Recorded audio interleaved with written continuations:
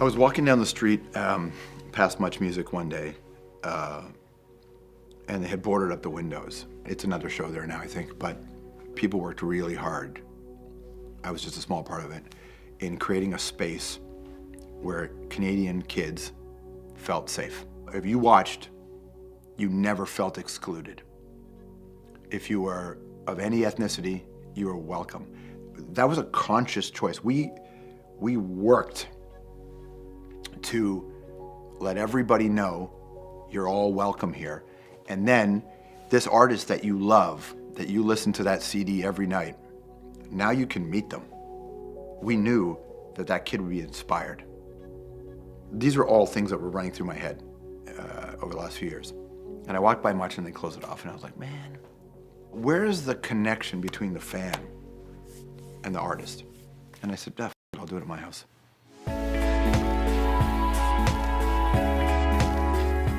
We can bring people in, artists, some artists will say yes. They can meet fans and the fans will be so close and there's that moment again. I don't need 8 million views on every video. I just need one person to take it and do something cool with their lives. And I think that happens because that's how I'd built my life.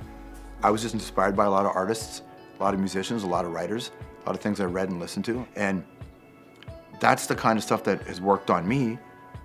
So why don't I use my opportunity to bring those people in here, and maybe some 15-year-old kid's gonna be like, you know what, I wanna be like Jack Layton, or I wanna be like Stephen Harper, or I wanna be like whoever else they're running against at the time, you know? Like I wanna be like those people. I think that's important. The phrase I hate the most, and I see this online, I hear people say it, and it's stay in your lane. What's a lane? I refuse to stay in any lane. I want to do all kinds of different things. So even though I've been doing this for a long time, I've done so many different things within it and been lucky enough to be a part of so many projects that what excites me is that I can just do whatever I feel like. Change is always a challenge. The idea of moving to another city, the idea of trying something you haven't done before, all that they're real things to consider, for sure. But I don't have any fear. So I don't really worry about the risk. I grew up in certain kind of neighborhoods. I've been lucky enough to be in the field during very intense situations. Like real risk is not the same thing as, oh, I took this job on this network. Like real risk for me is, oh shit, am I gonna die? Like that's how basic I am about life. My whole thing is this, is it gonna kill me?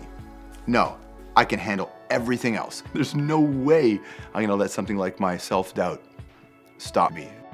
And the good news is when you do things and it doesn't work, like I've done projects like hockey where you go on the air and you get pummeled every day by the public. Who cares? Like big wins are great, but big losses are actually kind of cool too.